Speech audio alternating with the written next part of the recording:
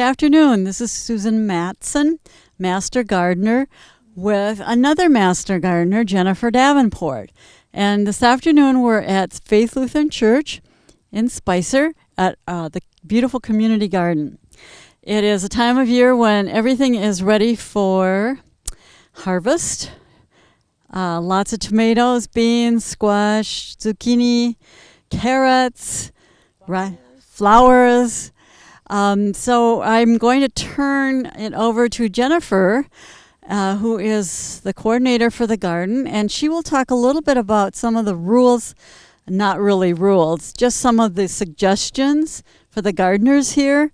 It's a wonderful opportunity if you don't have a good yard for gardening. And Jennifer, if you just want to talk a little bit about what it means to be a gardener at Faith.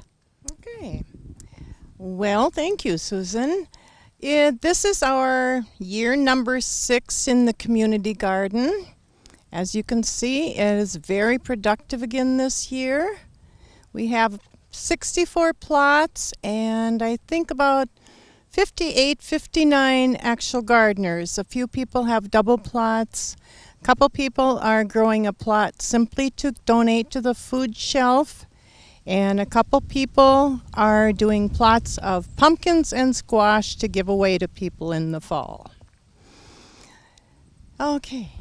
I was just thinking of some questions that people might have that you can help us out with. I do know that you said the excess vegetables can be donated. There is a bounty wagon here where you can pick up some free vegetables, but also most people would like to know the size of the plots, the cost, the watering thing, and the biggest question is what happens if I don't weed my garden? The easy ones first. Rental fee is $25 a year per plot. The plots are each 15 by 15 feet. Each plot is tilled in the spring, automatically irrigated 3 or 4 nights a week depending on conditions. Most people try hard to weed. A lot of us put so many plants in our garden that the weeds don't have a chance to come through.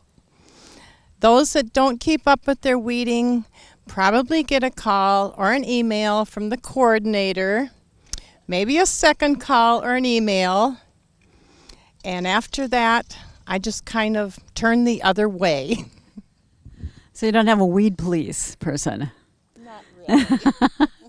Well, I see that there's a wonderful fence around the garden also. I know living on being on the outskirts of Spicer here, you probably have a problem or not problem with deer, other rodents, woodchucks, rabbits, squirrels, chipmunks, all kinds of things that can get into a garden.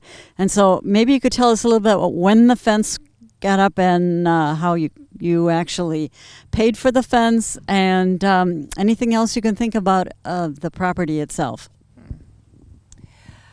The first year we were out here in the winter measuring off where we thought the garden should be. And at that year we started with half this size. We had 32 plots. And as we were measuring and walking around, we looked over to the west and there were about 24 deer standing there watching us. So we knew we would have to put up deer fencing right away if we were going to have any hope of harvesting crops. So the deer fence went in right away before we opened the garden that year. I believe it was paid for partly with some funds we earned and then with the rental fees. And basically the $25 rental fee every year has been enough to cover our expenses as far as any electricity for water and this sort of thing, or building the bounty cart, anything that we might need for the garden.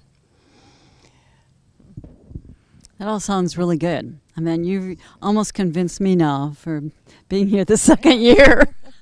I just have to try to figure out if I have enough time to manage this and my own yard. But what I'd like to do now is to interview some of the gardeners, and I'm going to start out with Daryl, who's standing right behind our cameraman, and he looks like he'd like to take off for the day. And maybe, Daryl, if you'd like to tell us a little bit about what kinds of plants you have in your garden. Hi, I'm Daryl Schutze. I'm one of the gardeners. I was one of the lucky ones that got to help put up this whole fence around here. And one of the days we did it was really cool in the fall. And along this side, it was all rocks. And so when we were driving down those stakes, it's a good thing you weren't around hearing us that day. But I love to garden. I think I'm too typical though. I love to plant it, get it ready, and then I kind of fall back a little bit.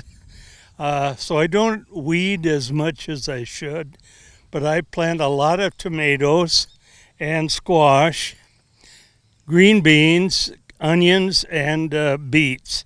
And as you can see, here's a funny thing I have to tell you. I got one package of seeds for this garden, and I got 4 different kinds of squash from that one package, which shouldn't be. So I got all types, and I picked the wrong kind of beans, and so these were supposed to be, the kind that grow up on fences. They didn't, so they sort of wiped out half of my onions. But my tomatoes are coming good now, and I've dug quite a few potatoes, probably about 7.5-gallon pail total of potatoes, and I'm getting to the age where I can't eat them anymore. I get too fat, so they kind of go in the wagon. But it's fun to get out here and do this, and see nasty things to other gardeners if their crop is looking better than yours. And so it's fun. I agree. It sounds like it's a really good group that's out here. I was just looking at your potatoes behind you. Those must be the ones that are sort of dying down. Is that right? Okay. Yes. Yeah, they look like there will be plenty of potatoes in that group. In that row, I think I'll get probably a 5-gallon pail out of them. Yes. They really grow. Very good. Good job, Daryl. Now we're going to move on and talk to Sue Dyer, who is down at this end, and we'll join you back in a minute. Hi. Well, I have tried, instead of mulching, laying down coffee bags from Dunn Brothers, which you can get for, I think, 50 cents or $1 a piece. And instead of buying the spikes, I use wire hangers and just break them up and form them into little spikes that you can hold down the bags with. And they work kind of okay, except the weeds have been growing up through the bags. So I did have them down through a pathway, and I found that once the weeds have pretty much taken over the bags, I just pulled the bags up and all the weeds came with them, which was a very efficient way to weed. But I think next year I'll try putting maybe newspaper down underneath the bags and see if that works a little better. I found that staking the tomatoes really makes a difference. They really need to have air flowing through them. There is the problem with rust, and I tried to keep ahead of it, but now that it's very, very moist and the season has progressed, it's pretty much taken over, but the fruits are still coming. I have a few onions. My onions haven't done well. I don't know if it's too wet or the way I plant them, but I am trying some leeks this year, and they are doing pretty well so far, and I'll be cleaning out the lettuce eventually. And I have a couple of different kinds of lettuce. I have, I think it's an oak leaf lettuce, which is really very prolific and lasts a long time. And then a red romaine, which is a nice contrast. I have 3 different kinds of kale. I have a curly leaf kale, an elephant kale, and then a red kale, which kale is wonderful. You can use it in a lot of different ways. Got some English cucumbers that I've tried staking, and they do better that way. I've got three types of zucchini that come in a little packet. I buy these organic seeds, and so you plant the three different types of zucchini together. One is a dark green, one is a medium green, and the other is yellow. I've got beets. I'm trying blue potatoes this year, which so far they've tasted pretty good. And some basil. Green beans are my mainstay. I love green beans, and they produce all season from like July through September. And I like a little color, so this is kind of one of the entrances to the garden, so I like to have a little welcoming color in the middle. And anyway, it's fun. I love the garden. Sue is also an excellent cook.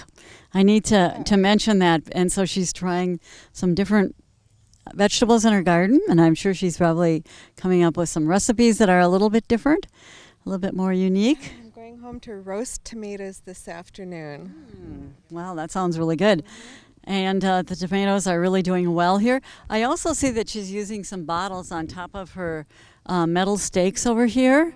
So did you come up with that idea, or did you see it? I saw that in a garden in Southern California, and they were all blue bottles, and I could only find one, so I took whatever bottles I could find.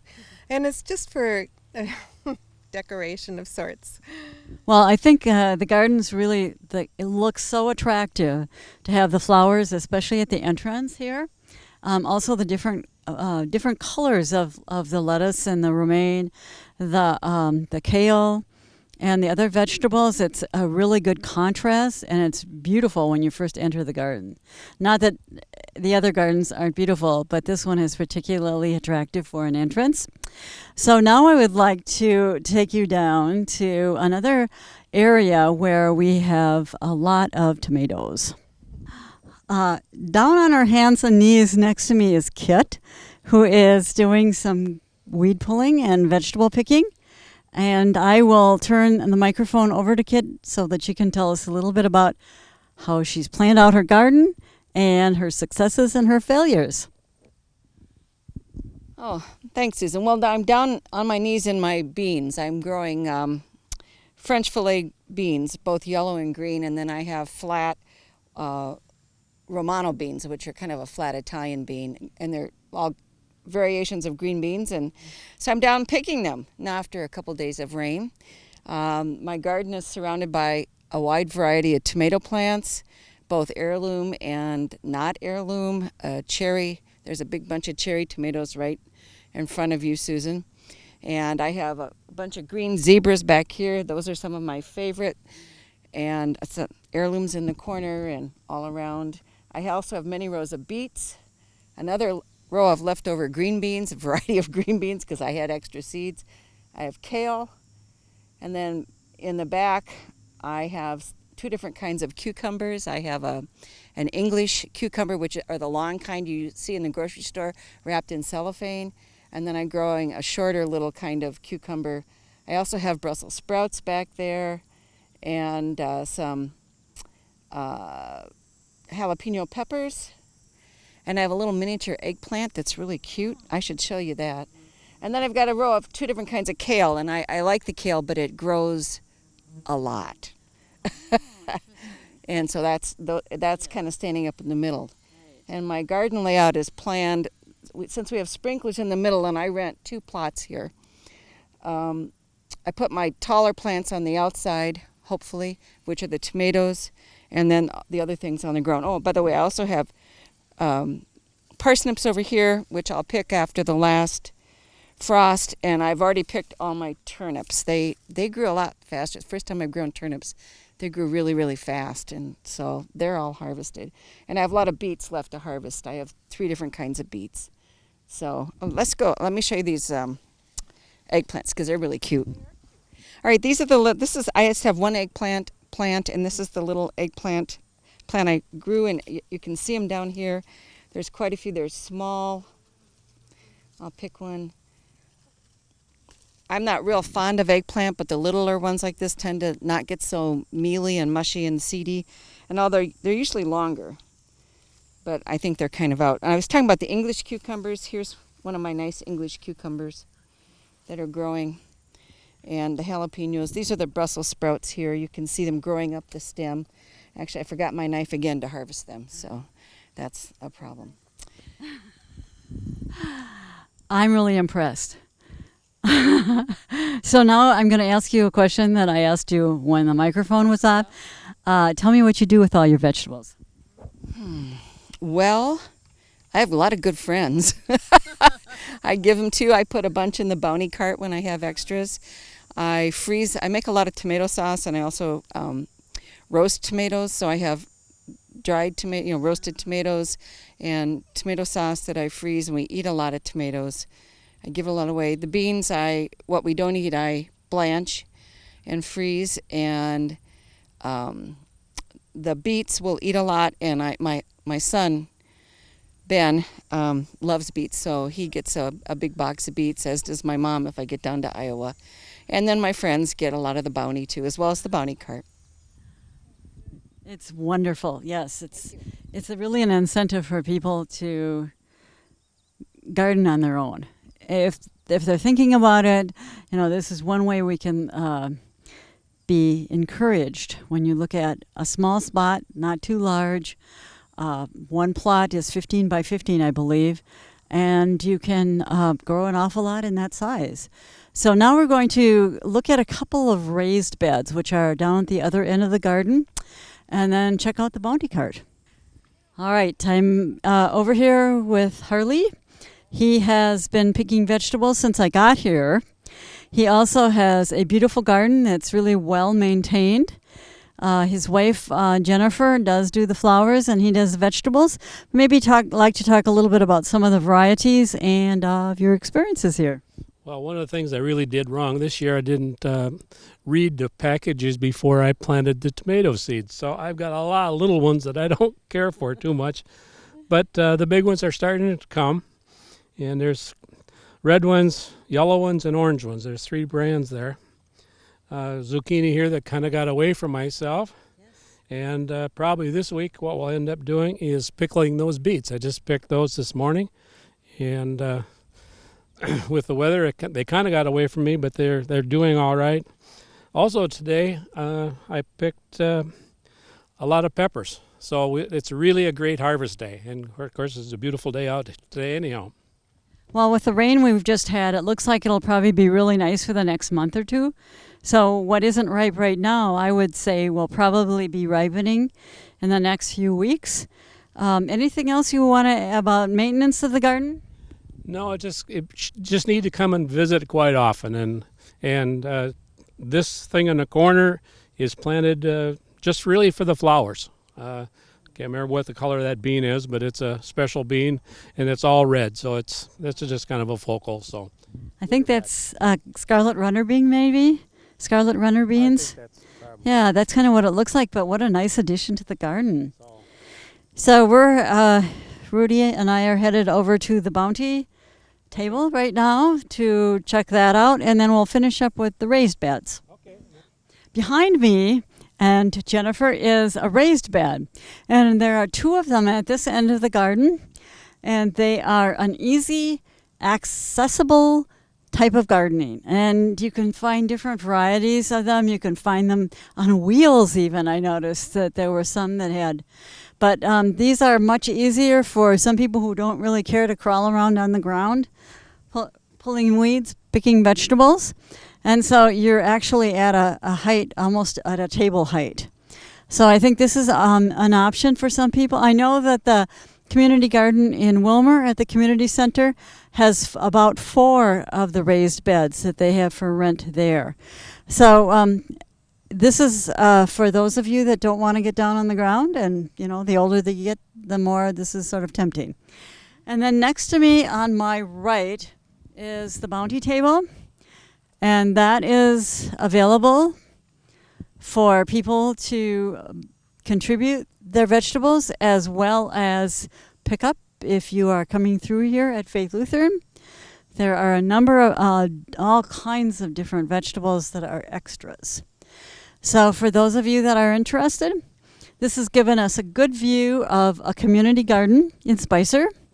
There are also a number of them in Willmar, so it will be worth checking out next year. And so that's about all I can say for the community garden. I know that next month we will be interviewing a couple of beekeepers. So we'll talk a little bit about pollinators in September.